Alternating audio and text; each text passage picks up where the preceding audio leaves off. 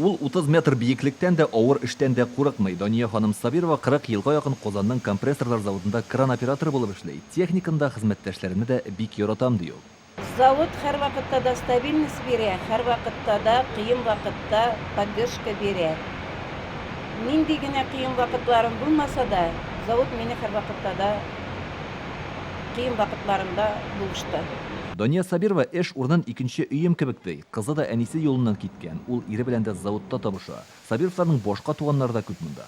Минем арттан килем килде, племяннигым килде, племянницам килде, кызым килде. Кызым шушында тормыш иптәшен тапты. 32-нче сыйфта бергә эшлиләр. Хәзер балалары бар, балаларын тәрбиялиләр. Дания Сабирова хезмәт куйган җыю цехында 100гә якын ир-ат эшләй. Кран белән уста идарә итү бер хәл, ир-егетләр янында нәзакәтле, зәвыклы да була белергә кирәк. Шуңа да техник белән идарә итә башлаганчы ирендәге иннекне яңартып алу көндәлек эш. Дания Сабирова заводта тырыш хезмәткәр булса, өйдә кунакчыл хуҗабикә.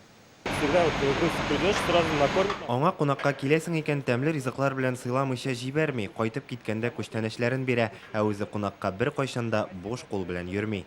Эшендә дә бик яраталар Дания Сабированы. Хезмәттәшләре арасында абруй казану, фидакар хезмәт һәм кешелекле булу нәтиҗәсе. Барлык эшендә җиренә җитештереп эшли, дип әйтергә кирәк.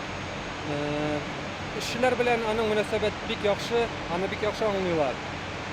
Мостовой кранда эшләгәндә аңа тавышы бик безнең биектә урнашкан мостовой кран.